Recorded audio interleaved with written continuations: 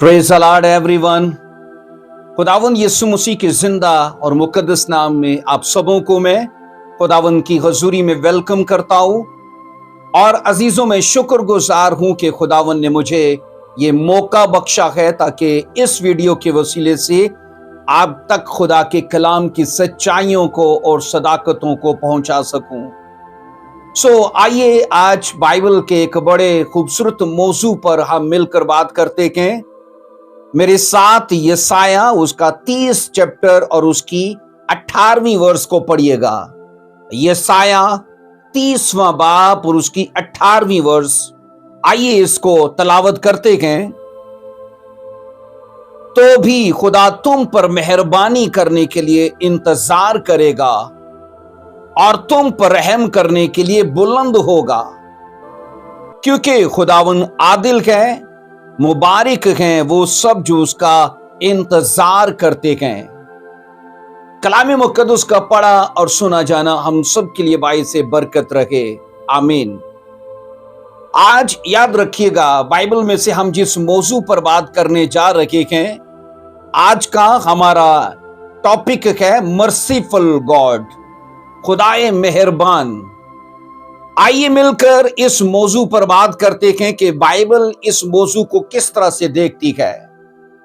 हमारी जो मरकजी आयत है यसाया 30 की 18, जब इस आयत को पढ़ा जाता है तो मैं आपको शुरू में बताना चाहता हूं, ये आयत मुकद्दसा खुदा की जात के दो पहलुओं पर बात करती है।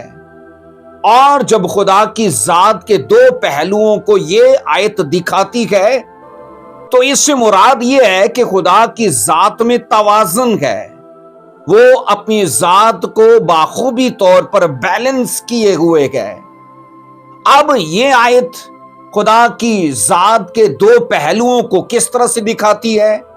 नंबर 1 में ये बताया जा रहा है कि खुदा मेहरबान है, फिर बताया जा रहा है वो इंतजार करने वाला है, फिर यह बताया जा रहा है कि वो रहम करने के लिए बुलंद होगा। यानी कि वो रहम करता है, वो मेहरबान है, वो इंतजार करता है। तो ये खुदा की जात का पहला पहलू है जिसमें उसकी मोहब्बत को फरावानी में दिखाया गया है। और इसके साथ अजीजों, खुदा की जात का दूसरा पहलू ये है कि वो अदल करता है। यानी ये वर्ष ये सिखाती है कि खुदा मर्सी भी रिलीज करता है और वो ही खुदा जजमेंट भी करता है। जहां वो मर्सीफुल गॉड है तो वो मर्सी रिलीज करता है, जहां वो जज है तो वहां वो जजमेंट कायम करता है। मैंने कहा अजीजों, ये वर्ष खुदा की जात को हमें दिखाती है इस तरह से कि वो किस तरह से अपनी जात को तवाज़ुन किए बैठा है, वो किस तरह से अपनी जात को बैलेंस किए हुए है।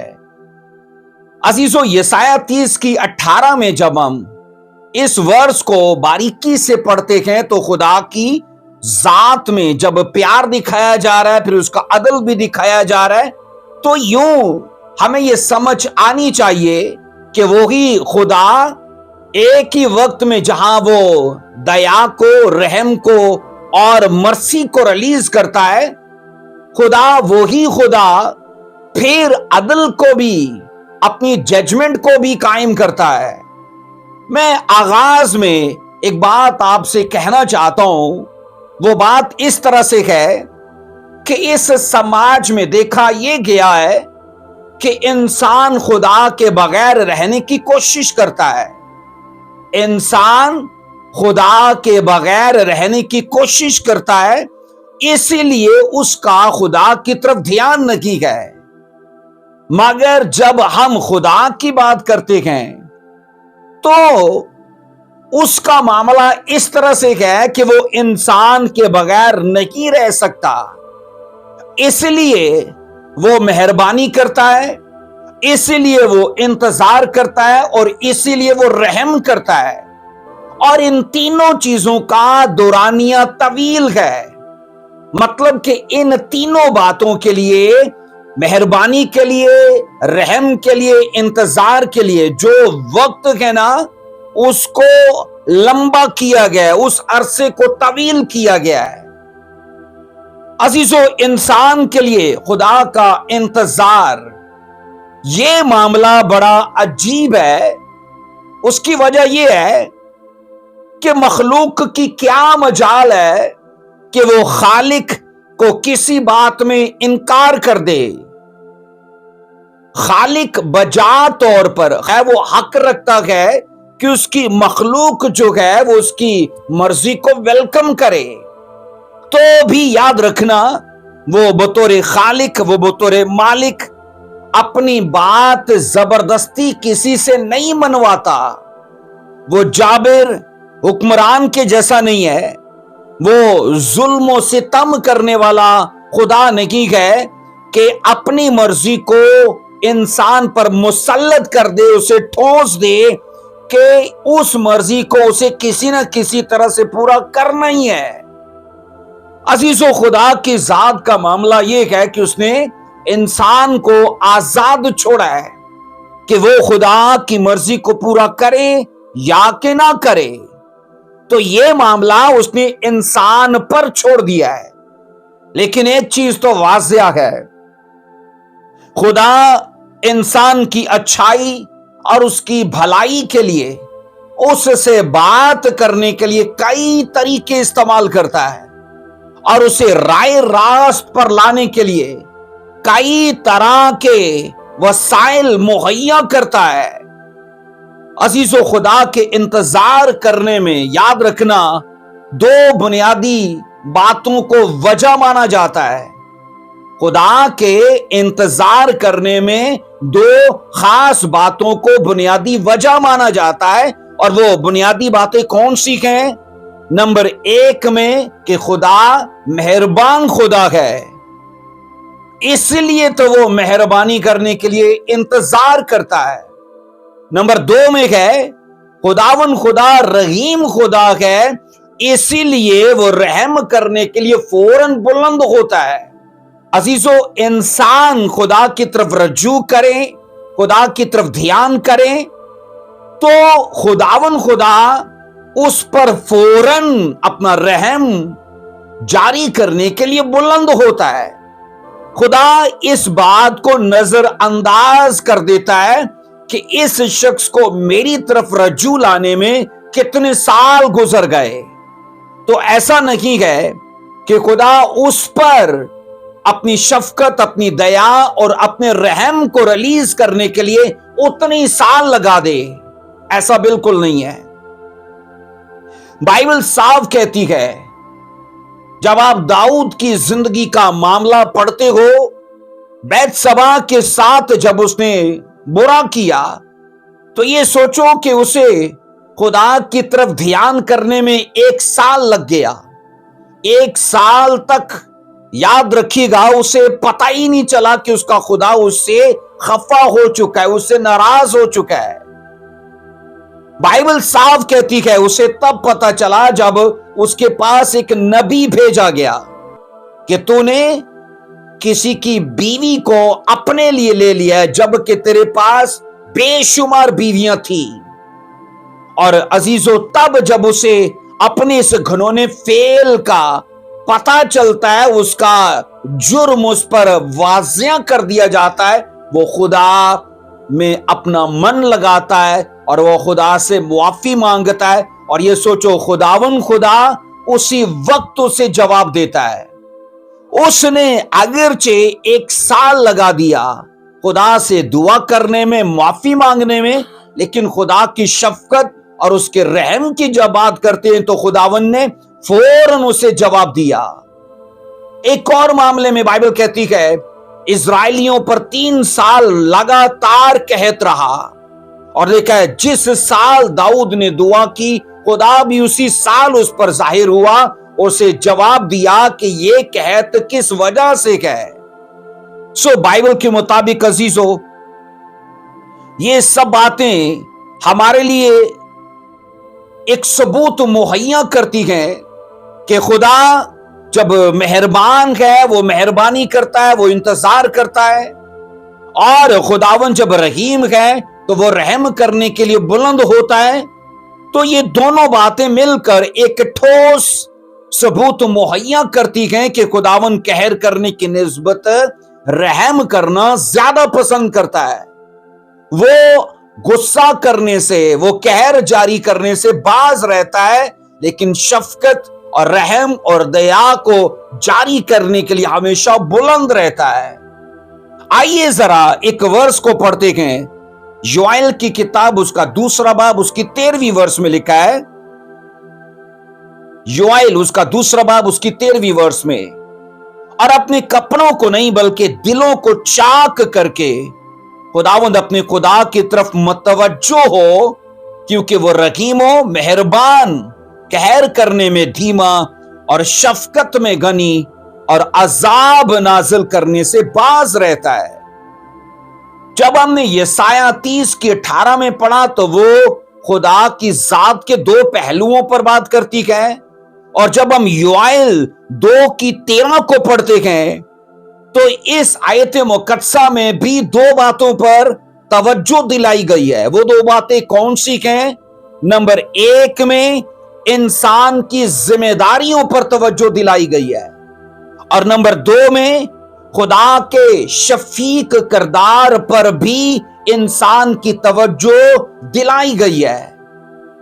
اب اس نمبر 1 میں جب ہم انسان کی ذمہ داری کی بات کرتے ہیں تو دھیان سے سنیے گا عزیزو، انسان کی ذمہ داری یہ ہے کہ وہ پورے دل سے خدا کی طرف رجوع کرنے کے لیے مائل ہو، وہ کپڑوں کو نہیں بلکہ اپنے دلوں کو چاک کرے، اور دلوں کو چاک کرنا عاجزی، فروتنی اور انکساری کا یعنی ہمبلنس کا نشان ہے۔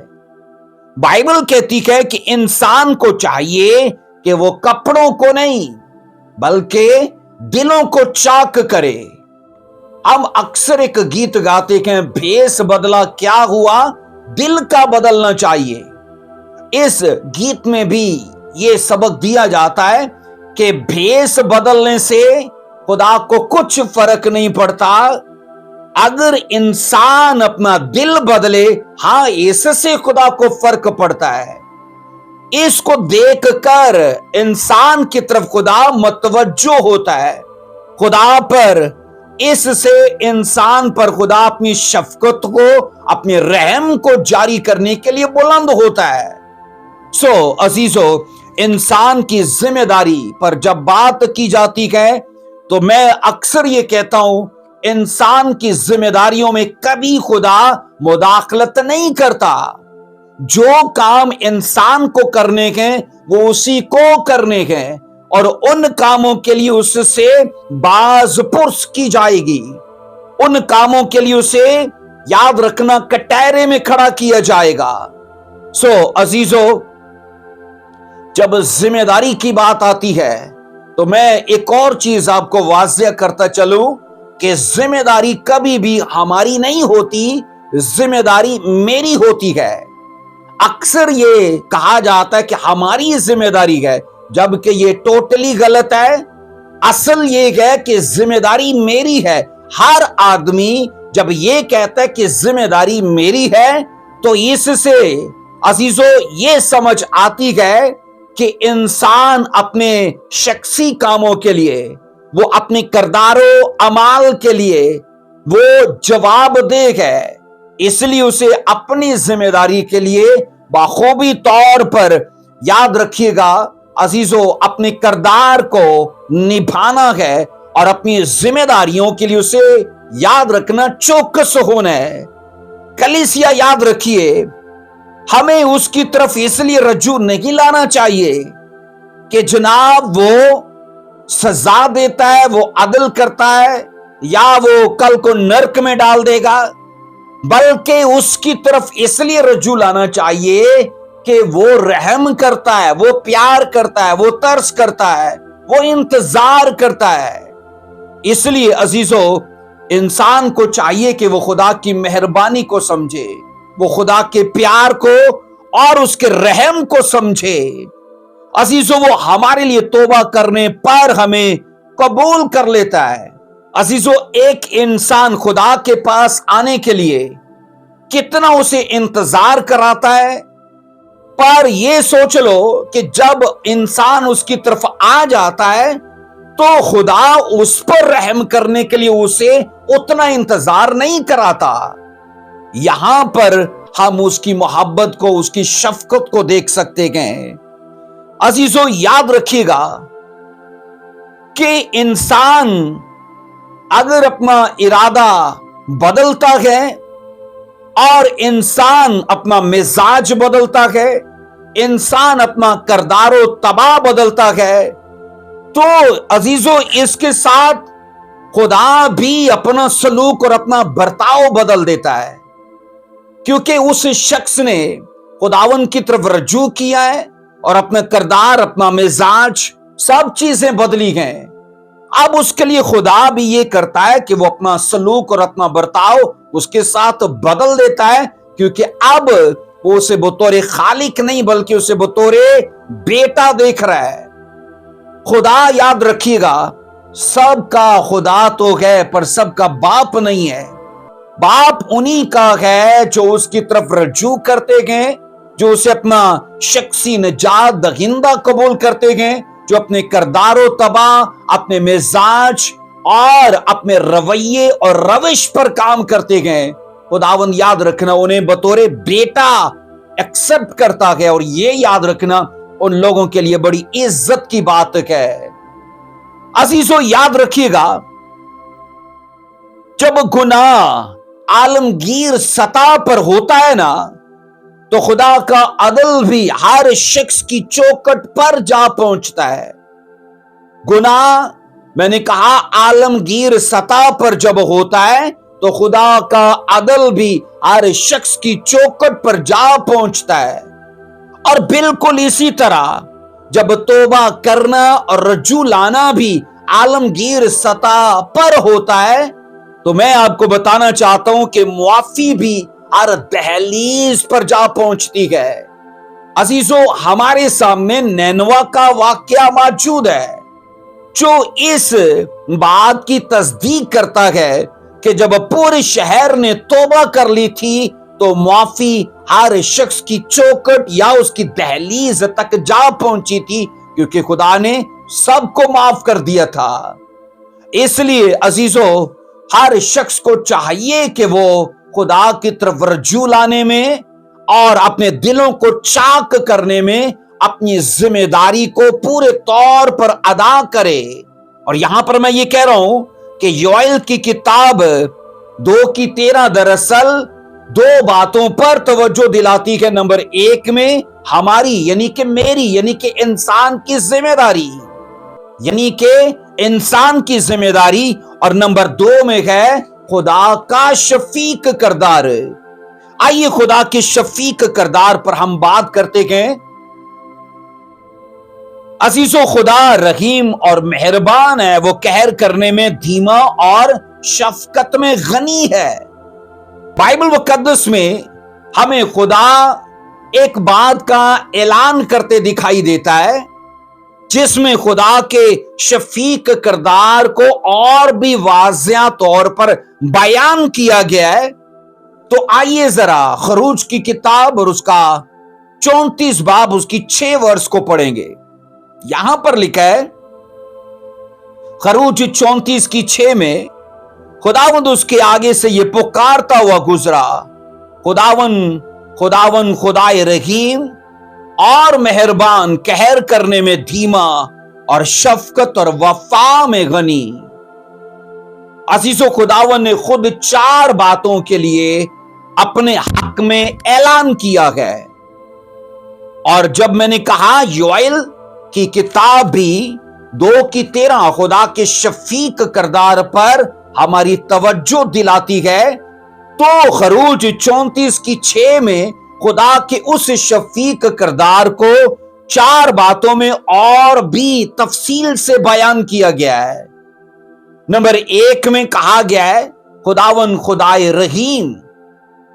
اس سے مراد ہے کہ خداوند خدا ترس سے بھرا ہوا خدا ہے اور وہ اس دنیا کے آغاز سے ہی بنی نوع انسان پر अपने रहम को, अपने तर्स को कसरत से निछावर करता आया है और खुदा ने अपने रहम की पेशकश को तवील किया है।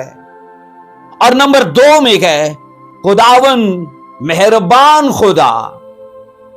इससे मुराद ये है कि उसकी मेहरबानी एक बख्शिश है जो इंसान को मुफ्त हासिल होती है। और इसके बाद नंबर 3 में खुदा कहर करने में धीमा है।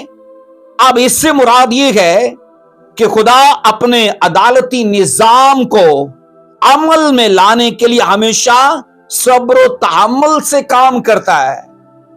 उसे कहर करने की कोई जल्दी नहीं है, क्योंकि उसने अदालत का अब एक दिन मुकर्रर कर दिया है।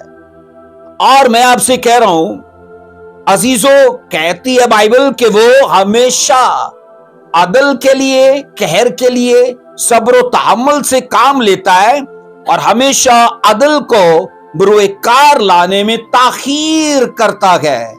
और इसके बाद नंबर 4 में आता है खुदा शफकत और वफा में गनी है। अजीजों, अगर इंसान खुदा की शफकत को समझ ले और उसे पकड़ ले तो फिर खुदा की वफादारी उस इंसान के तहफ़्फ़ुज़ की जमानत है। और ये चारों बातें मिलकर इंसान के लिए तौबा और भलाई और अजीजों बरकत के रास्तों को खोलती हैं। सो खुदावन खुदा इंसान के हकीकी और सच्चे बदलाव के लिए उसे पूरा पूरा मौका देता है, माहौल देता है, वसाइल देता है और फजाइल देता है। जैसे कि इंसान अपने लिए खुदा के इस इलाही प्रोग्राम को समझता है और अपनी जिंदगी में वेलकम करता है, तो खुदा उस पर अपना रहम जारी करने के लिए बुलंद होता है। वो ताखीर नहीं करता रहम करने में, वो जजमेंट करने में, कहर करने में, गुस्सा करने में ताखीर करता है। लेकिन जब रहम की बात आती है तो मैं आपसे पहले कह चुका हूं, खुदा रहम यानी मर्सी को रिलीज करने के लिए हमेशा बेताब रहता है और इसको वो खुशी से जारी करता है। अजीजों, जब ये कहा जाता है कि खुदा शफकत और वफा में गनी है, तो इसे ये भी मुराद है कि खुदा का रहम भी ज्यादा है और उसका दुरानिया भी ज्यादा है। खुदा का रहम भी ज्यादा है और उसका दुरानिया भी ज्यादा है। इसीलिए तो कलाम खुदा इस बात का सबूत फराहम करता है कि इंसान के पास हकीकी और सच्चे बदलाव को अमल में लाने के लिए साल हा साल हैं, जबकि खुदा के पास इंसान का अदल करने के लिए फकत एक ही दिन है। और जब इंसान के बदलाव की, उसकी रिपेंटेंस की बात आती है, तो इसके लिए खुदा ने उसे साल हा साल दिए हैं। आइए अजीजों, एक वर्ष को पढ़ते हैं, यशायाह और उसका 61 बाब उसकी दूसरी वर्ष में लिखा है, ताकि खुदावन के साले मकबूल का और अपने खुदा के इंतकाम के रोज का इश्तिहार दूं और सब गमगीनों को दलासा दूं। अब इस वर्ष में 2 बातों को फिर से वाज़िया तौर पर बयान किया गया है। अब अजीजों, इन 2 बातों में भी खुदा की मर्सी को और उसकी जजमेंट को दिखाया गया है। खुदा के मर्सीफुल होने को और उसके जज होने पर तवज्जो दिलाई गई है। अजीजों, नंबर 1 में क्या है, ताकि खुदावन के साले मकबूल का इश्तिहार दूं। अब साले मकबूल का इश्तिहार इससे मतलब है कि खुदा ने इंसान को कबूलियत के लिए साल दिए हैं। खुदा ने इंसान को कबूलियत के लिए साल मतलब ज्यादा अरसा दिया है। और नंबर 2 में कहा गया है, अपने खुदा के इंतकाम के रोज का इश्तिहार दूं। इंतकाम के रोज का मतलब कि उसकी जजमेंट का। अब जजमेंट उसकी एक दिन में होगी। जब वो अपने अदालती काम के लिए खड़ा होगा ना, तो एक ही दिन में, याद रखना, न्याय कर देगा।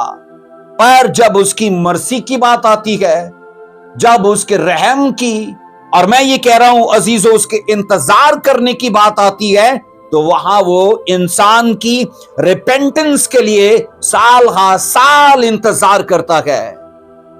خدا جان بوجھ کر یاد رکھنا فضل کے زمانے کو دراز کرتا ہے تاکہ لوگوں کو توبہ کے لیے اور رجوع لانے کے لیے پورا موقع وہ دے۔ خدا مہربانی کرنے اور رحم کرنے کے وقت کو خود یاد رکھنا لمبا کرتا ہے کہ اس سے مراد یہی ہے کہ وہ انسان سے پیار کرتا ہے۔ آئیے ایک ورس کو دیکھتے ہیں، پہلا پطرس 3 باب اس کی 20ویں ورس کو پڑھتے ہیں۔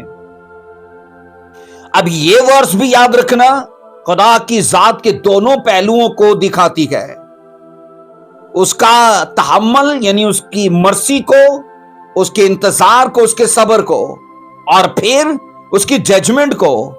آئیے پڑھیں گے پہلا پطرس 3:20 میرے ساتھ دیکھیے۔ جو اس اگلے زمانے میں نافرمان تھی جب خدا نوح کے وقت میں تحمل کر کے ٹھہرا رہا تھا اور وہ کشتی تیار ہو رہی تھی جس پر سوار ہو کر تھوڑے سے آدمی یعنی 8 جانیں پانی کے وسیلے سے بچیں۔ عزیزو یاد رکھیے گا پہلا پطرس 3:20 یہ سکھاتی ہے کہ خدا نوح کے وقت میں تحمل کیے ہوئے تھا، صبر کیے ہوئے تھا، اور بائبل یہ کہتی ہے وہ اس لیے تحمل اور صبر کیے ہوئے ہیں کہ لوگ اس کے الہی پروگرام کا حصہ بنے۔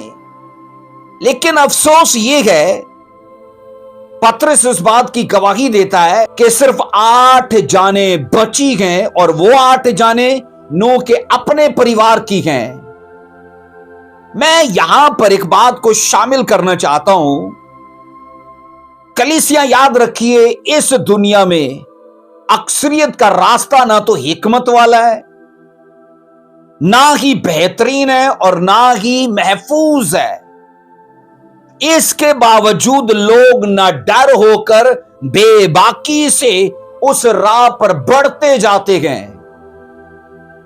اب ان کو اپنے کل کی فکر نہیں ہے، جبکہ میں آپ کو اکثر کہہ چکا ہوں حقیقی مسیحی زندگی کا ثبوت اس بات سے نظر آتا ہے کہ یہ شخص اپنی کل کی زندگی کے لیے کیسا ہے، کیونکہ سچی مسیحی زندگی آج کا دیکھ کر چلنے کا نام نہیں ہے بلکہ کل کا دیکھ کر چلنے کا نام ہے۔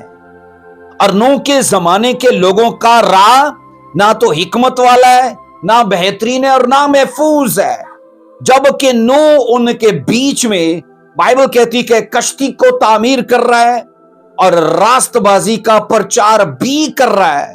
لیکن افسوس یہ ہے کہ وہ لوگ خدا کے رحم کو اور اس کے پیار کو سمجھ نہیں پائے۔ عزیزو، نوح کے زمانے میں خدا کا رحم اور اس کی مہربانی آلریڈی موجود تھی، اس لیے خدا نے انہیں توبہ کرنے اور اپنی طرف رجوع لانے کے لیے پورا موقع دیا، لیکن انہوں نے اس موقع کو اپنے کاموں سے گالی دی۔ آج بھی تو ایسے ہی ہے، آج کے زمانے میں بھی عزیزو لوگ اپنے کاموں سے خدا کے مہیا کیے گئے اس موقع کو گالی دیتے ہیں، اور وہ موقع ان کی آنے والی اور ان کی موجودہ زندگی کو بدل سکتا ہے اگر وہ اس موقع سے فائدہ اٹھائیں تو۔ لیکن افسوس یہ ہے کہ لوگ اپنے کاموں کو نہیں بدلتے، اپنی سوچوں کو، اپنے ارادوں کو، اپنے کردار و طباع کو نہیں بدلتے، اور اس طرح سے وہ ثابت کرتے ہیں کہ وہ جس راہ پر جا رہے ہیں اس کے لیے نہ ڈر ہیں، وہ اس راہ پر چلنے کے لیے بے خوف ہیں، اور اس راستے کے انجام سے وہ بے خبر ہیں۔ عزیزو، یہ خدا کی منصفانہ صفات کی شان کے بالکل خلاف ہے کہ خدا انسان کا ہمیشہ انتظار ہی کرتا رہے، کیونکہ ہم نے خدا کی ذات میں دو پہلوؤں کو دیکھا ہے، اس کے انتظار کو، اس کی مہربانی کو اور اس کے رحم کو، پر اس کے ساتھ ساتھ اس کے عدل کو بھی، اس کے نیائے کو بھی دیکھا ہے۔ اور ایسا ہو نہیں سکتا کہ ایک بھٹکے ہوئے شخص کا خدا ساری زندگی انتظار ہی کرتا رہے۔ ہاں، بائبل یہ کہتی کہ وہ اس کا عدل بھی کرے گا، اس کا نیائے بھی ہوگا، اور اس کے کاموں کو دیکھ کر اس کا حساب کتاب بھی ہوگا۔ اب عزیزو، جب ہم پہلا پطرس 3:20 کو پڑھتے ہیں تو یاد رکھیے گا 3 سوال سامنے آتے ہیں۔ پہلا سوال یہ ہے، وہ کون لوگ تھے جن کو پانی کے وسیلے سے ہلاک کر دیا گیا؟ تو جواب آئے گا، وہ مرد راست باز نوح کے زمانے کے لوگ تھے۔ نمبر 2 میں سوال آئے گا، وہ کب نافرمان ثابت ہوئے؟ تو اس کا جواب آئے گا کہ جب انہیں خدا کا ارادہ بتایا گیا کہ وہ چاہتا ہے کہ وہ توبہ کریں اور اپنی روش کو، اپنی راہوں کو درست کریں، لیکن انہوں نے خدا کے ارادے کو قبول نہیں کیا اور خدا کے الہی منصوبے کا وہ حصہ نہیں بنے۔ اور نمبر 3 میں سوال یہ ہے، ایسی صورتحال کا آخر کر نتیجہ کیا نکلا؟ اب نتیجہ کیا نکلا؟ بس تھوڑے سے آدمی، یعنی صرف 8 جانیں پانی کے وسیلے سے بچ گئیں۔ عزیزو، خدا کے تحمل کے باوجود ان لوگوں کا گناہ بہت زیادہ شدت اختیار کر گیا۔ اگرچہ خداوند تحمل کر کے ان کے بدلاؤ کے لیے شدید انتظار میں ہے، لیکن افسوس یہ ہے کہ ان لوگوں نے خدا کے انتظار، اس کے صبر اور اس کی مہربانی کو نہیں سمجھا اور اپنے کاموں میں وہ مشغول رہے۔ عزیزو، ہزاروں لاکھوں لوگوں کو پرچار کیا گیا، پر افسوس کہ 8 جانیں، کتنی؟ صرف 8 جانیں جو ہے نا، وہ کشتی میں داخل ہوئیں، وہ خدا کے منصوبے کا حصہ بنی۔ یاد رکھیے گا، اکثر من میں ایک سوال آتا ہے، اور وہ سوال یہ ہے کہ اگر ہم درست ہیں تو ہم اتنے کم کیوں ہیں؟ میں نے کہا، اکثر من میں ایک سوال آتا ہے کہ اگر ہم درست ہیں تو ہم اتنے کم کیوں ہیں؟ تو یاد رکھنا، پطرس رسول نے اس کا جواب دیا ہے۔ اس نے بتایا ہے کہ ایک وقت دنیا میں ایسا بھی تھا کہ صرف 8 لوگ درست تھے، بقایا ساری دنیا غلط تھی۔ اس دنیا پر ہزاروں، لاکھوں، کروڑوں لوگ جو تھے وہ غلط تھے، اور صرف 8 لوگ جو تھے وہ درست تھے۔ اور عزیزو، اس سوال کا جواب ہمیں ایلیا کے واقعہ میں بھی نظر آتا ہے۔ بائبل بتاتی ہے بال کے نبی 450 تھے، اور یسیرت کے نبی 400، مطلب کہ 850 نبی جو تھے وہ یسیرت اور بال کے تھے، اور یہوہ کا فقط ایک ہی نبی تھا۔ تو عزیزو، ہمیں یہ سمجھ آنی چاہیے کہ اس دنیا کی تاریخ یہ بتاتی ہے کہ لوگوں کی اکثریت فطرتاً غلط ہے۔ اکثریت جو ہے نا، وہ عادتاً، وہ فطرتاً غلط ہے۔ عام طور پر حقیقی ایماندار تھوڑے ہی ہوتے ہیں، اس لیے ہمارا ایمان حقیقی ایمانداروں کی تھوڑی تعداد کو دیکھ کر ڈاواں ڈول نہیں ہونا چاہیے، کیونکہ تاریخ بھی اس بات کے لیے ثبوت مہیا کرتی ہے۔ بائبل میں بے شمار ایسی شہادتیں ہیں۔ ہم بائبل میں یہ پڑھتے ہیں سدوم عمورہ میں فقط لوط کا پریوار ہی ایماندار نظر آیا، بقایا تو سارے کے سارے ناراست تھے، اور خدا نے ان کے اوپر آگ اور گندک کو نازل کر کے انہیں جلا دیا۔ تو اس لیے عزیزو، ایماندار جب تھوڑے نظر آئیں تو گھبرائیے مت، کیونکہ نہ صرف بائبل کی تاریخ بلکہ اس دنیا کی تاریخ بھی اس بات کے کئی ثبوت ہمارے سامنے رکھتی ہے۔ آئیے ذرا میرے ساتھ دیکھیے، دوسرا پطرس 2:5 کو پڑھیں گے۔ یہاں پر لکھا ہے، اور نہ ہی پہلی دنیا کو چھوڑا بلکہ بے دین دنیا پر طوفان بھیج کر راست بازی کی منادی کرنے والے نوح کو، ماں اور 7 آدمیوں کو بچا لیا۔ اب یہاں یہ واضح بتایا گیا کہ ساری دنیا بے دین تھی۔ عزیزو، اس ورس میں واضح طور پر بتایا گیا کہ ساری کی ساری دنیا بے دین تھی، اور ان کے بیچ میں ایک شخص راست بازی کی منادی کرنے والا بھی موجود تھا۔ اور کلام یہ کہتا ہے صرف 8 لوگ جو تھے وہ کشتی میں داخل ہوئے اور وہی خدا کے منصوبے کا حصہ بنے۔ جس دنیا کا پطرس رسول نے اپنے خط میں ذکر کیا ہے نا، اس کے بارے میں بائبل 4 باتیں بولتی ہے۔ وہ 4 باتیں کون سی ہیں؟ نمبر 1 میں پیدائش 6:5 ورس کہتی ہے، خداوند نے دیکھا کہ زمین پر انسان کی بدی بہت بڑھ گئی اور اس کے دل کے تصور اور خیال سدا برے ہی ہوتے گئے۔ تو یہ پہلی بات ہے۔ پہلی بات کیا ہے؟ کہ انسان کی بدی بڑھ گئی اور اس کے تصور اور خیال سدا ہی برے ہیں۔ اور نمبر 2 میں ہے پیدائش 6:11 اور 12 میں، یہاں لکھا ہے، پر زمین خدا کے آگے ناراست ہو گئی تھی اور وہ ظلم سے بھری تھی۔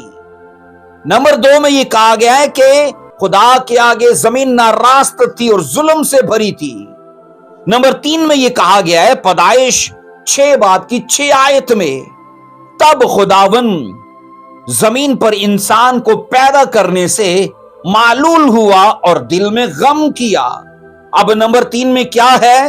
خداوند نے لکھا ہے وہ انسان کو پیدا کرنے سے معلول ہوا اور اپنے دل میں اس نے غم کیا۔ اور نمبر 4 میں آتا ہے پیدائش 6:7 میں، اور خداوند نے کہا میں انسان کو جسے میں نے پیدا کیا روح زمین پر سے مٹا ڈالوں گا۔ اب عزیزو، یہ 4 باتیں اس وقت کے لوگوں کا حلیہ اور ان کا رہن سہن اور ان کا طرز زندگی جو ہے نا، وہ کھل کھلا کر یہ آیات جو ہیں وہ بیان کرتی ہیں۔ ان لوگوں کی ہلاکت کی وجہ یہ 4 باتیں بنی ہیں، کیونکہ وہ ظلم کر رہے تھے، وہ بدی میں تھے، ان کے تصورات اور خیالات برے تھے، وہ ناراستی میں جی رہے تھے، اور ان کے کاموں کی وجہ سے خدا کو غم، اور بائبل کہتی ہے اسے لکھا ہے کہ وہ رنجیدہ ہوا، یعنی کہ معلول ہوا۔ کلیسیا یاد رکھیے گا، بے دینی انسانوں کو خدا کے الہی منصوبے سے اور خدا کی محافظت سے باہر نکال دیتی ہے۔ ہم نے نوح کے واقعہ میں یہ سب دیکھا ہے، کیونکہ پوری کی پوری دنیا بے دین تھی اور وہ خدا کے منصوبے سے اور وہ اس کی محافظت سے باہر نکل گئے، اس لیے وہ سارے کے سارے مارے گئے، ہلاکت ان پر آئی۔ عزیزو، خدا کا الہی منصوبہ اس وقت لکھا ہے کہ صرف مرد راست باز نوح کے پاس تھا، اور وہ ان کے درمیان راست بازی کی منادی بھی کر رہا ہے۔ پر افسوس یہ ہے نا کہ ان لوگوں نے راست بازی کے پرچار کو قبول نہیں کیا۔ آج کے زمانے کا حال بھی اس زمانے کے لوگوں کے جیسا ہی ہے، کیونکہ آج بھی تو یہی ہو رہا ہے۔ کلیسیا کو بنانے کے لیے، خدا کے بدن کو تعمیر کرنے کے لیے دن رات مشنری، مبشرین اور پاسبان کام کر رہے ہیں، لیکن افسوس کہ لوگ اپنی زندگی کو بدلنے کے لیے تیار نہیں ہے۔ عزیزو، یاد رکھیے گا، کہا یہ جاتا ہے کہ زندگی 2 طرح سے بدلتی ہے۔ نمبر 1 میں یا تو انسان زندگی خود بدل لے یا پھر وقت اس کی زندگی بدل دیتا ہے۔ اگر انسان خود اپنی زندگی بدل لے تو یہ اس کے لیے آسان ہے، لیکن اگر وقت اس کی زندگی کو بدلے گا نا تو اسے بہت سا نقصان اٹھانا پڑے گا، اسے بہت ساری مشکلات کو، بہت سی مصیبتوں کو فیس کرنا پڑے گا۔ تو کوشش یہ کیجئے کہ جب خدا وسائل، ماحول، موقع مہیا کر رہا ہے کہ ہم اپنے فیصلوں سے اپنی زندگی بدل لیں، تو عزیزو چاہیے کہ ہم اپنی بدلاؤ کو وقت پر نہ چھوڑیں بلکہ اپنے فیصلے سے اپنے بدلاؤ کو قائم کریں۔ کلیسیا یاد رکھیے، پہلے زمانے کے گنہگاروں کی سزا کا مقصد بعد میں آنے والی کلیسیاؤں کے لیے ایک حقیقی نمونہ ہے، اس لیے کہ جو بھی گناہ کی حالت میں رہتے ہیں نا، انہیں خاص طور پر دیکھ لینا چاہیے کہ اگر وہ لوگ اپنی روش پر چلنے کے سبب سے وہ ہلاکت کو، وہ بربادی کو دیکھ رہے تھے، تو ان کا حشر بھی، یعنی آج کے زمانے کے لوگوں کا حشر بھی پھر انہی کے جیسا ہوگا، کیونکہ واقعات کا لکھا جانا اس بات کی دلیل رہتی ہے کہ خدا نے انہیں بھی بدلاؤ کا موقع دیا، لیکن ان لوگوں نے بدلاؤ کے موقع کو اپنے کاموں سے گالی دی تو خدا نے ان کی ججمنٹ کی۔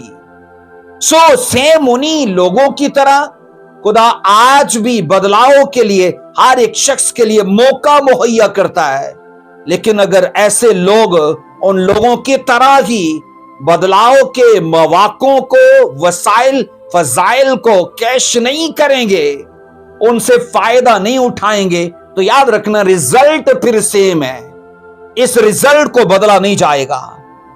عزیزو، نوح کے زمانے کے لوگوں کے لیے خدا پر ایمان لانے کا اور برے کاموں سے باز آنے کا پورا خدا نے موقع پیدا کیا تھا۔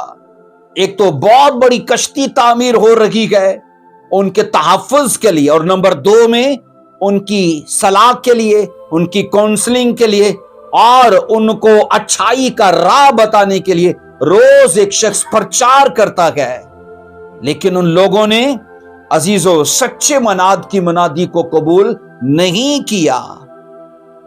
عزیزو، مرد راست باز نوح کا زمانہ، عزیزو اس کا زمانہ ایک ایسا زمانہ ہے جس میں ہمیں واضح طور پر خدا کی حقیقی مہربانی اور اس کے رحم اور اس کے انتظار کو دکھایا گیا ہے، اور اس کے ساتھ ساتھ ان لوگوں کی بغاوت، سرکشی اور ان کی ٹیڑھی چال کو بھی دکھایا گیا ہے۔ تو یاد رکھنا، جہاں خدا مرسیفل ہے وہاں خدا جج بھی ہے۔ خدا نے ان پر مرسی کی کہ ان کے بیچ میں پرچار کرنے والا کھڑا کیا، ان کے بیچ میں ایک بہت بڑی کشتی تعمیر ہوئی تاکہ لوگ اگر اپنا فیصلہ بدلیں تو اس میں داخل ہو جائیں، لیکن افسوس کہ لوگوں نے اپنے فیصلوں سے اپنے کل کو نہیں بدلا۔ عزیزو، جب خدا نے نوح کے ساتھ تمام دنیا کا خاتمہ کرنے کا منصوبہ شیئر کیا، عزیزو جب خدا نے نوح کے ساتھ تمام دنیا کے خاتمے کا منصوبہ شیئر کیا، تو یاد رکھنا اس کے بعد بھی کشتی کے بننے میں کئی سو سال لگ گئے۔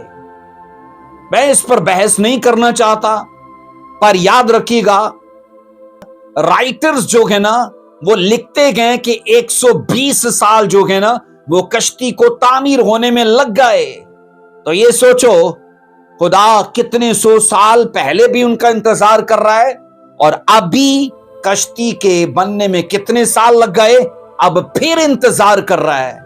لیکن عزیزو، ہم بائبل میں یہ پڑھتے ہیں، جہاں یہ سایہ خدا کی مہربانی، اس کے رحم اور اس کے انتظار کی بات کرتا ہے، تو وہاں یہ سایہ خدا کے عدل کی بھی بات کرتا ہے کہ خدا ایسا نہیں ہے کہ صرف انتظار ہی کرتا رہے، وہ وقت آتا ہے کہ جب اس کے صبر کا پیمانہ لبریز ہو جاتا ہے تو پھر وہ عدل بھی کرتا ہے۔ کلیسیا یاد رکھیں، لوگ جتنا زیادہ بدلاؤ کے وسائل کی حقارت کریں گے تو اس طرح سے وہ اپنے عدل کو زیادہ سخت اور تکلیف دہ بنا لیں گے. تو چاہیے یہ کہ جب خدا ان سے توقع کر رہا ہے کہ میں ان کو جب پریچ کر رہا ہوں تو وہ لوگ ویلکم کریں اس پرچار کو، اپنے من کو کھولیں اور اپنی زندگی کو بدلیں. آخر میں یہ کہنا چاہتا ہوں کہ خداوند خدا اپنا رحم ان پر ہی جاری کرتا ہے جو اس کی طرف رجوع کرتے گئے، پر وہ سزا کو عام کر دیتا ہے. سزا کو وہ عام کر دیتا ہے، ہول سیل میں دیتا ہے. اور جتنے لوگ اس کی حقارت اور اس کی تحقیر کرتے ہیں نا، یاد رکھیے گا وہ عدل کا نشانہ بنیں گے. سو عزیزو، خدا ہمیشہ گنہگاروں کو سزا دینے سے پہلے ان کو خبردار کرتا ہے اور ان کے بدلاؤ کے لیے انتظار کرتا ہے اور انہیں انتباہ کرتا ہے، انہیں ملامت کرتا ہے، اور اس طرح سے کہ وہ اپنے کاموں کو بدلیں، اپنی زندگی کو بدلیں اور خدا کے الہی منصوبے کا وہ حصہ بن جائیں.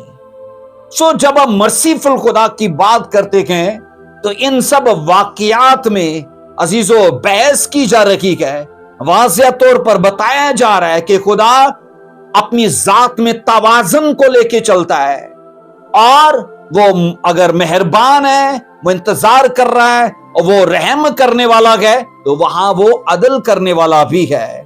سو یاد رکھیے گا یہ جو زمانہ ہے نا، یاد رکھنا یہ قبولیت کا زمانہ ہے اور اسے خدا نے خود طویل کیا ہے، اسے دراز کیا ہے.